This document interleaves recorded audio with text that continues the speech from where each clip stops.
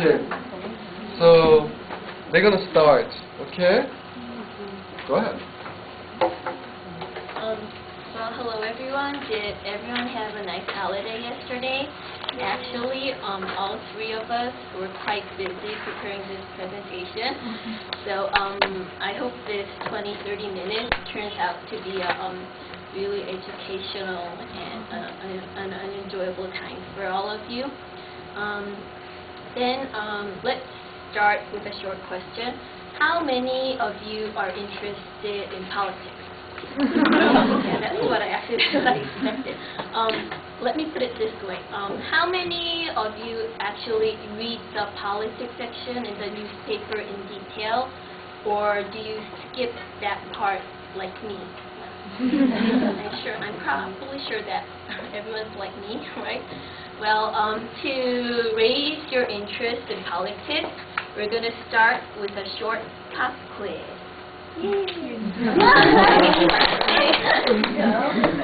Oh, and to remind you, there's also a small prize for the person who gets the correct answer. Okay, so try your best.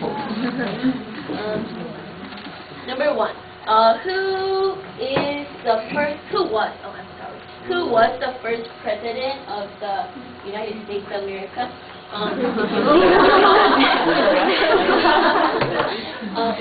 The first person who raised your hand, the person in the back. Yes, correct. Wow. Okay, and number two. This one's a little bit harder, so try hard. Who was the first president of the Republic of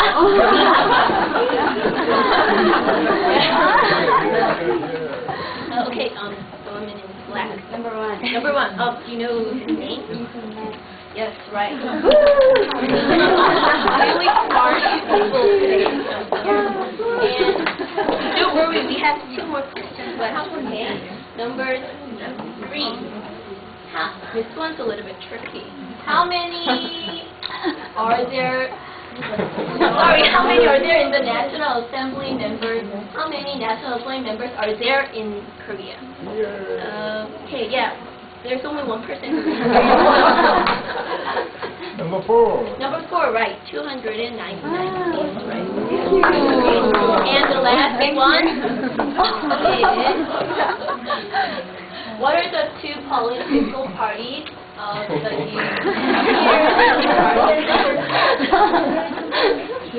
Number two. Right. I'm sure nobody knows about the birthday party, right? Well,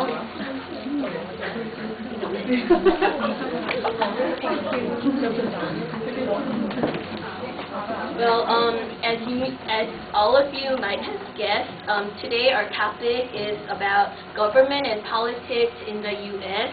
But since our time is limited, we're only going to compare it with Korea's government and politics. Okay, and the three main topics, contents we're going to cover today are, if you look at the screen, it's the organizations of the government, both American and Korean, and economic and politics, and the last, ethics for politicians.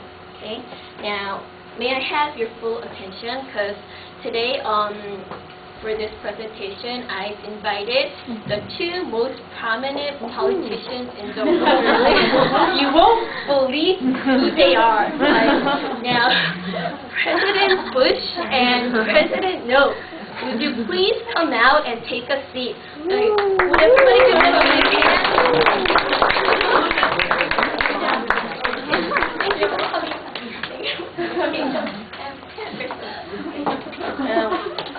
Okay, I'll also take a seat now.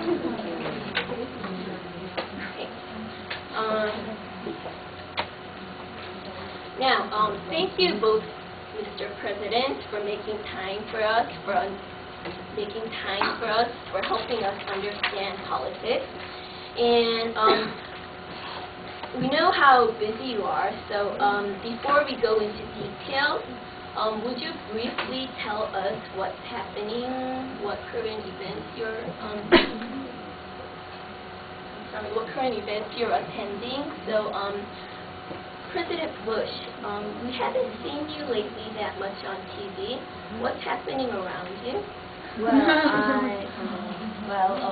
I've been busy with learning about the nuclear weapons things of North Korea and Iraq stuff. So I think it's time for me to take a rest. I'm thinking about visiting my villa in Texas after this conference. Really? That sounds great. Can I come along? Well, I will think about it. Oh, okay. And President, it's only been a few weeks since you visited Turkey, right? So any new plans, or are you busy because of the current North Korea's nuclear situation? Well, I'm not that busy, but I had a great time in Turkey, and the President-elect warmly welcomed my visit. Well, since the World Cup final, Turkey has asked me to visit and cement bilateral ties, but we haven't talked about North Korea that much because we do not know that North Korea has nuclear weapons or not, so we haven't talked about that. Interesting. Thank you. Well, both of you seem to be working really hard. Yeah. Now, I think to understand politics, we should have some basic knowledge on the organization of the government. So, both Mr. President, could you explain how the government is organized in your country? Now, since it's common sense that the United States democracy is longer than Korea, I think it would be better if we start with U.S. So, President Bush, would you please go first? Sure. Okay, look at this screen. I will briefly tell you about the organization of American government. In the United States, we divide the government, the organization of the government into three branches: legislative, executive, and judicial. Legislative branch is for lawmaking, and executive branch has responsibility to carry out the law, and judicial branch does disputes about the exact meaning of the law, through the court area. So, is it right that then the U.S. government is divided into three branches? Is there any special reason for that? Well, let me answer that question since we have the same branches like this. Well, okay. We also have the three branches: legislative, executive, and judicial. But the reason why we divided into three sectors, the government power, is based on the belief that it's the one part where even any parts of this branch has all the power or most of the power. It would threat to the freedom of individual citizens. That's why. Oh, okay, I see. But I'm sure there are some differences between the U.S. and Korea. So, President Bush, could we hear some more explanation about these three branches? Okay. Look at this table. Legislative branch in the United States of the United States. In case of United States, there have two houses. So, first one is Senate, and second one is the House of Representatives. So, Senate consists of two senators from each state. So they don't consider about the population of the state. So there's always two senators in each state. And House of Representatives consists of 435 representatives from 50 states, and 50 states by their population. So it's the number of the senators or the House of Representatives is different.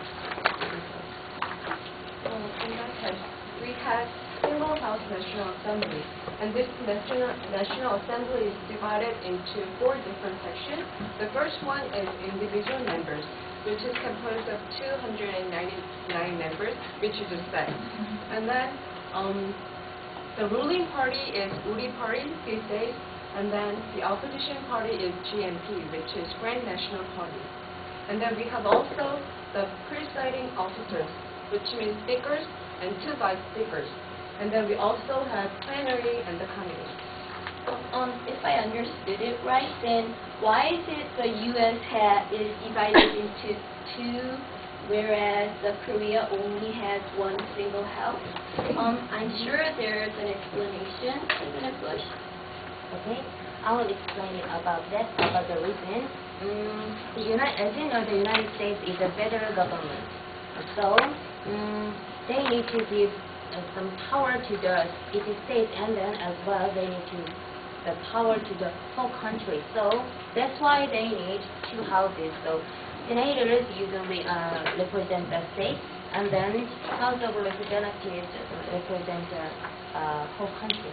Okay, I understand. Thank you for the explanation. Let's say the judicial branch.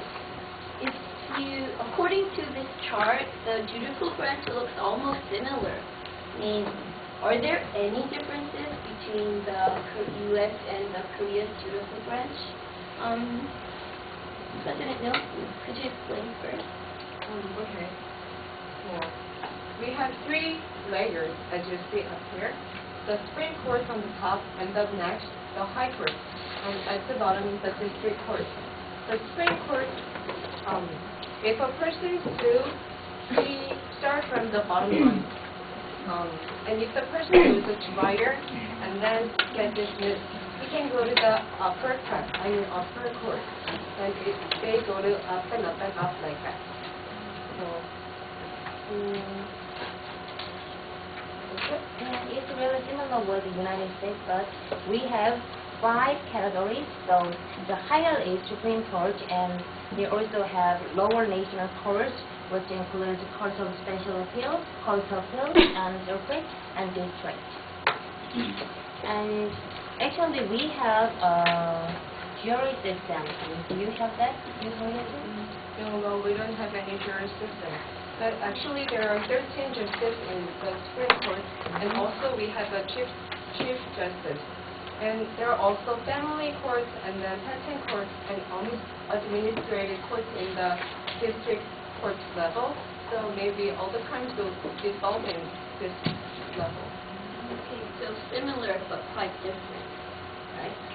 Now let's go to the last branch, the executive branch. Now, President Bush, okay, first.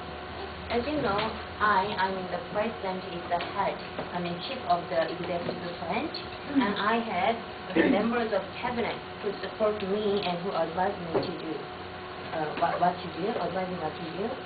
And I will introduce you the members of our cabinet. Look at this. This is me, and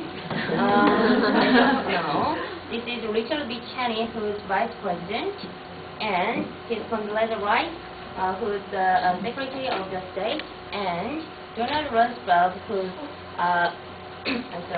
who's the Secretary of the Defense. Well, didn't Ms. Rice visit Korea a few months ago, President? Yeah, we had a pleasant talk. But we haven't talked about North Korea or the other done anything. So maybe you should come someday. Yeah. Now, President No, would you introduce your cabinet? Of course. Okay. Under me, there is only Supreme Minister, and we have no Vice President. I think that's the biggest difference between the U.S. and Korea. And I have a Prime Minister and the other cabinet also. Would you want to look at some handsome guys? Because here it comes. Oh, no. Okay. Here's my picture. And then we have a Prime Minister, and I also have a Secretary. But under Prime Minister, we have a lot of ministries: education, finance, and also on. So. Wow, well, yeah, both of your cabinet members seem to be like hard-working people. Both of you should be really pleased. Now, would both of you have a seat, please? Because, well, thank you again for your thorough explanation. Now, because according to my knowledge, but I heard that there's a big difference in the presidential election. Now, could you tell the process of how both of you got elected? Now, President Mill, how did you I get don't elected? understand why you asked that question. Because of course, by citizen time, maybe we call it referendum. Well, in my case, though, there was a self-organized supporters, which is called MOV00151. Okay, it was a really special occasion of Korea election history. Well, it first started as an internet-based group of my supporters, and they contributed my victory of 2002 presidential election. Interesting. Now, President Bush, how did you get elected? Well, as a whole, the Korean election is a direct election, right? But in America, we have direct election and indirect election and mixed together. So we have electoral college, which elect for the vote for the president instead of each people. So it's a difference. That's a little bit confusing, but Yeah, and complex. we have more time later to hear about more, okay? Because we're gonna. Let's wrap it up on the organization of the government and talk about politics and economy. I'm pretty sure that everyone's aware that politics and economy are inevitable, like it or not. So, President Bush, didn't the New Deal program bring a number of changes to your government? Would you explain it more specifically and how it was conducted? Sure. Before that, usually, as you know, Americans have emphasized on the individualism of themselves, so they don't like the big government. But after the Great Depression, they need to they think about the big government because there is an unemployment problem and economic hardship, so they need to overcome this. But they need some help of the government, so they're starting to thinking about the powerful government. And as you know,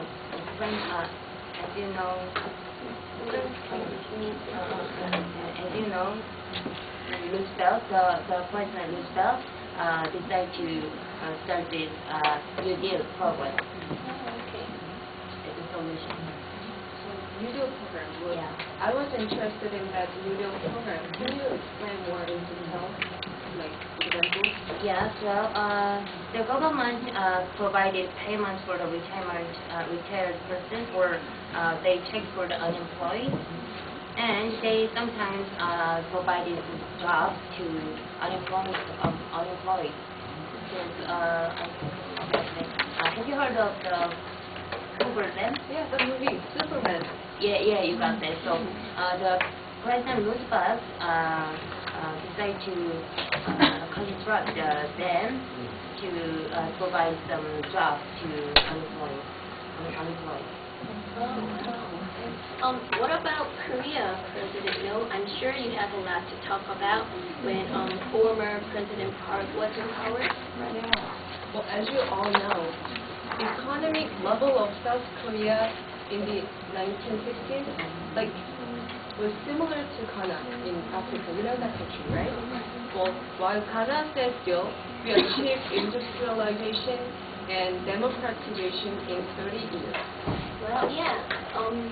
I heard about the miracle of Han River. Yeah. Like, everyone was really amazed when Korea held the 88 Seoul Olympics and also the 2002 World Cup. Yeah, it amazed everyone. Yeah, right. Well, Korea was a truly undeveloped country until President Park started the development plan. Rapid economic development raised the income of most people, and they could enjoy many things they've never imagined before. But he committed crimes, the operation of democracy. How can the democracy be fixed? When we think of the word democracy, that has been achieved by many people's effort and devotion, right? But in this nation, it's achieved by young people's blood. So President Park was a dictator who upgraded the standards of our life economically. But the economic growth shouldn't be used to ignore the importance of democracy. That's what I'm saying. Yeah, I'll have to agree on that one. Now, I left this subject to the last because of its sensitivity, and I know it could be a hot potato for both presidents. It's about ethics for politicians. Now, but don't worry, both presidents. I'll only ask about the former president, so I'm not going to talk about you guys, okay? So, now, President Bush, I think you're going to expect this question. Could you tell us about former President Clinton and Lewinsky? Well, as you know, the President Bill Clinton had a scandal with Monica Lewinsky, and actually she was accused because of the sexual harassment. No? Well, we haven't had any sex scandal in this country. Yeah, but we sometimes figure out hidden sons or daughters. Well, we can gossip them, but we do not really judge them. But we have another problems like money laundering. Well, you all might know Chanduan and Lufthansa, the Apple Box cases. They saved their money from the big company, which is Chaebol, and they just gave their money to the ex-president to escape from the terms. So, did they punish? Was they punished? No. Well, actually, they spent 2 years behind bars after their retirement. But the President Chun was sentenced to death for treason, and President Snow was sentenced to life sentence for corruption. But they are still living comfortable life after they just paid for the bail. So maybe that bail is from the Apple Box. I can't believe that. President Bush, what would have happened if this happened in the U.S.? Well, in my country, whoever, in my country, whoever who is guilty will be punished, even though he's a president or not. So both Mr. President, are you sure you won't end up like the former president? Okay, we'll believe you. Okay.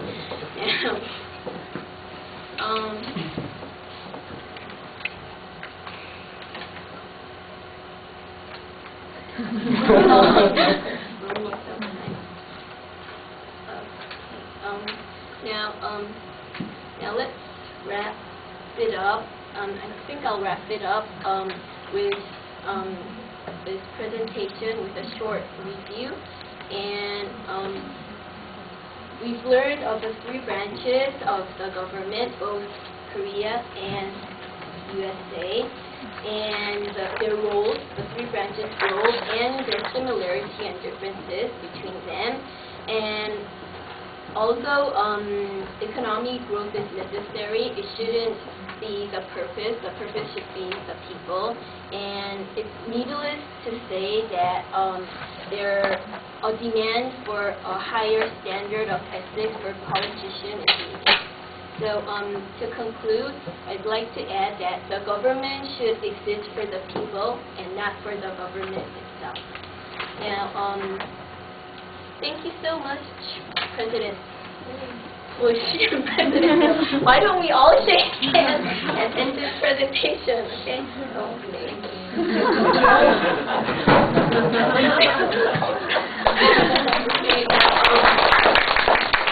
That's all we prepared. If you have any questions, we'll be more than happy to answer them.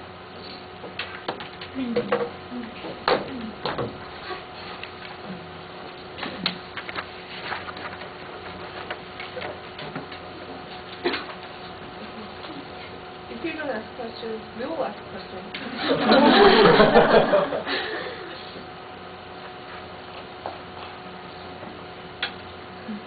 I have a question. This after the traditions of individualism and self-reliance have made Americans less accepting the welfare programs than the other countries like Europeans or something like that. So would you please compare or contrast the American attitude to Korean, that of Koreans? You mean welfare Yeah, programs? yeah. The fact that Americans don't, some of the Americans don't like welfare programs because that is not good for their self-reliant attitude. So compared to Americans, would you please contrast or explain more? Well, as I'm not an American, I don't know what Americans exactly like, but as I read from the text, they say that they usually focus on the individualism, so they don't want the government involved in their business or other things, in sometimes including welfare. So maybe compared to Korea, maybe they don't like as much the government involving in the business or in their individualism, but I don't know exactly. But Yeah. In addition, the individual is the most valuable thing in the United States. That's why they wanna be remained as a small government. But as you heard from the New Deal program, that's the first time the government participated to the business part, right? But Korea, we call it like open government or participation government sometimes.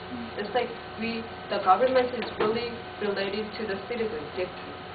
So I think the Korea is a little bit more deeply related to the citizens than America. I also like to add, like the welfare program. I'm not sure, I'm not an expert, but I don't think there's that much of a welfare program in Korea as compared to the U.S. So it's hard to compare since welfare programs in the United States has a long, a history, but like in Korea, there's not that much. That's maybe the American longer history. So do you think Koreans will be more accepting the welfare program or not? Even though I'm Korean, I'm not sure. So. Hopefully. Maybe for seniors or homeless, I think we need more welfare programs. There are too many welfare programs in Europe, but we don't have that much, right? And also in the textbook, the welfare program remedy is that the blacks, like I said on the printout, the handout, it's become, it's been transferred, it's been an old racial prejudice against the black Americans, because it's going around and around. Blacks are usually, they're born, not that rich, or then they get the welfare profits from the welfare system, and then they don't have the urge or the need to, work, and then so it goes around and around. But so it's been used as a prejudice to the blacks, but I'm not sure about Korea, since we're like a one union. Is that affected? Like, we don't have to worry about that. Are there any black Koreans?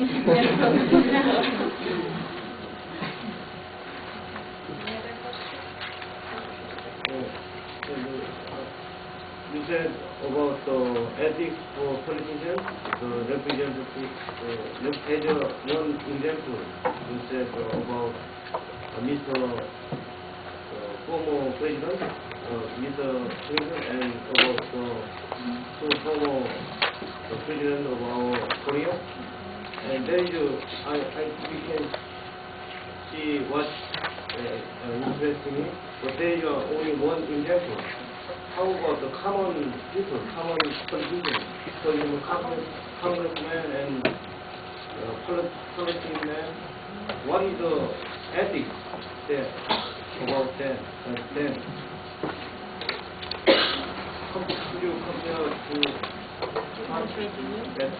congressmen and general government officials, their ethics?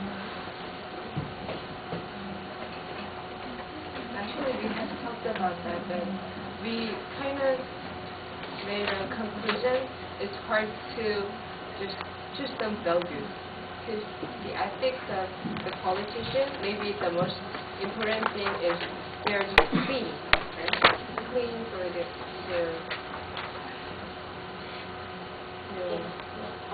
in our case, like, we didn't want to make an overgeneralization, because I think ethics, it's for, as you asked for just normal politics, what do you call that? Just congressmen and politicians, it depends on the person, not like comparing. It was hard for us to compare two countries. He's asking you to generalize. Right, John? Yes, so we made a conclusion that it's hard to generalize. But we might overgeneralize. Are you satisfied with this answer, John? I'm a little not satisfied.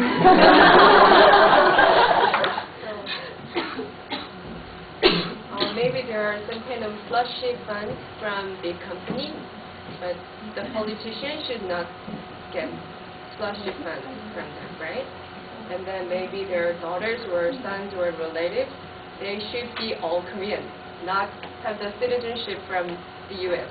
Maybe there was some scandals of that, the finance ministry, right? And then maybe morality, which is related to maybe scandal like Bill Clinton and Lewinsky had before. So one reason we didn't want to talk about this was because we live in Korea and we normally hear about Korean politicians, so it seems like that they're more corrupted than the U.S. because we don't have that much of a chance to hear about U.S.'s politicians, but you never know, like if you live in the U.S., you might hear like more things there. So it was hard for us because it seemed like that all the corruption happens in Korea. We didn't want to touch that subject.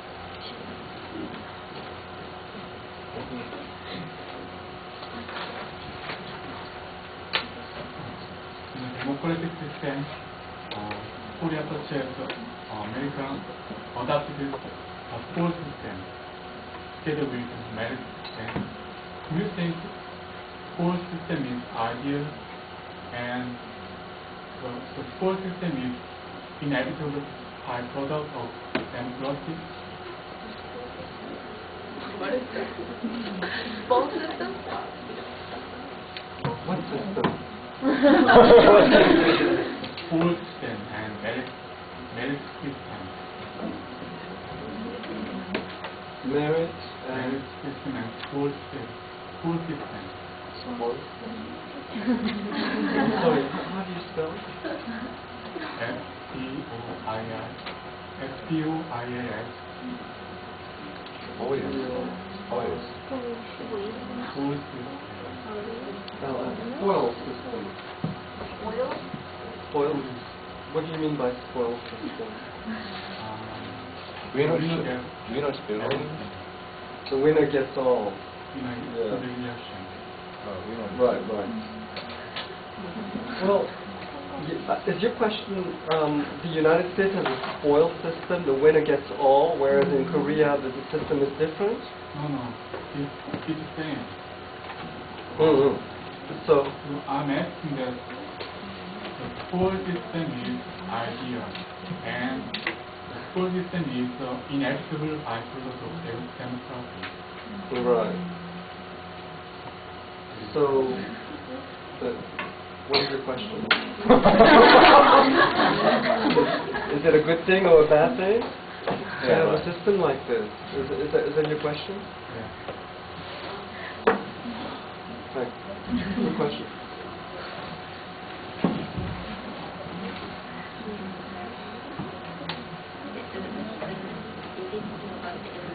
Are you talking about the election? Since we do not know about the spoil system. Well, the way the president is elected is that even though he might get a very slim advantage, he still becomes the president, as in the case of Bush and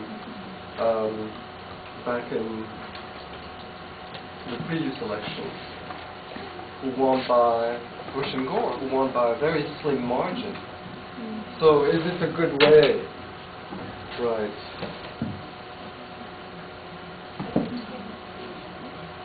Well, actually, the election system of America, United States, is a little complex to me. So I don't know exactly about that, but I hope that they use that kind of election system because of their, how can I say? Because the country is a federal, so and they don't have any, how can I say? Integration, election law kind of that. So I have read about that, but actually I cannot. Well, you still have the Senate majority factor. I mean, even though the president might be elected, he might be a Republican, but the House might have a majority of Democrats. So you have checks and balances as well. Of course, yeah, it might be unfair in some ways, but that's democracy, yeah. And I guess it's the same way in Korea. You can't please everybody. In my opinion, I think the school system violates the democracy, the spirit of democracy, but democracy is not perfect political system. So in order to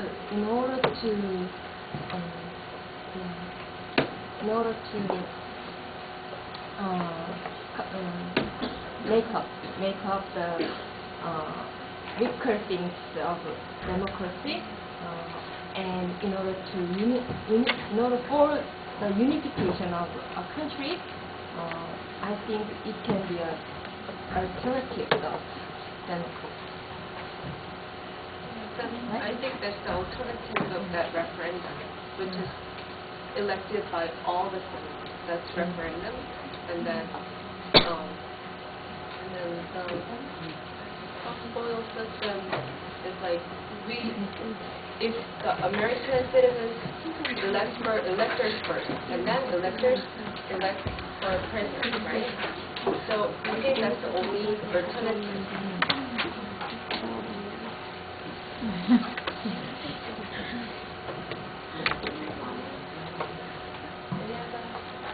Any other questions? Okay.